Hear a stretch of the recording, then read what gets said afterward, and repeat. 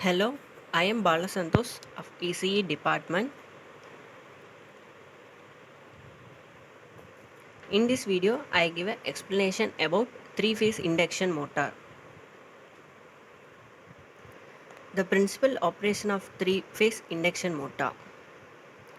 It derives its name from the fact that the rotor current is induced by the magnetic field instead of electrical connection. The operating principle of three-phase induction motor is based on the production of RMF.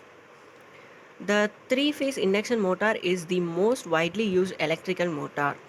Almost 80% of the mechanical power used by industries is provided by three-phase induction motor because of its simple and rugged construction, low cost, good operating characteristics, the absence of commutator and good speed regulation. In three-phase induction motor, the power is transferred from stator to rotor winding through induction. The induction motor is also called a synchronous motor as it runs at speed other than the synchronous speed. Let us look into the construction of this three-phase induction motor. Like any other type of electrical motor induction motor, a three-phase induction motor is constructed from two main parts, namely the rotor and stator. Stator.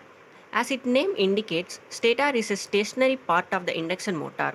A stator winding is placed in the stator of the induction motor and the three-phase supply is given to it.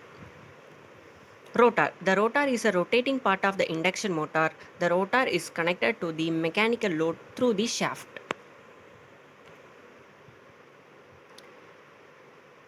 The types of rotor is divided into two types.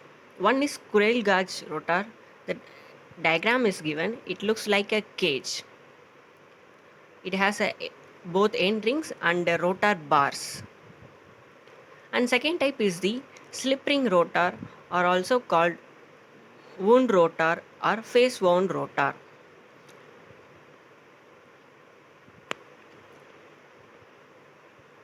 Depending upon the type of rotor construction used, the three-phase induction motor are classified as two types. One is squirrel gauge induction motor and second is slip ring induction motor.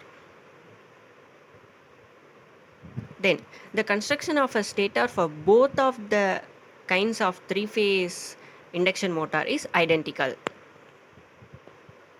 The other parts of a three-phase induction motor are shaft. Shaft for transmitting the torque of the load.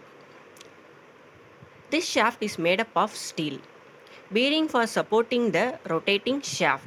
One of the problem with electrical motor is the production of heat during its rotation. To overcome this problem, we need a fan for cooling. For receiving external electrical connection, terminal box is needed. There is a small distance between rotor and stator which usually varies from 0.4 mm to 4 mm. Such a distance is called air gap. Stator of three-phase induction motor has three parts. One is stator frame, another is stator core, and next one is stator winding or field winding. Working of a three-phase induction motor. For a proper working, it has to produce a rotating magnetic field. The stator of an induction motor consists of a number of overlapping windings offset by an electrical angle of 120 degree. When the primary winding or a stator is connected to three-phase alternating current supply, it establishes a rotating magnetic field which rotates at synchronous speed. The diagram of waveform of three fluxes and assumed position direction is given below.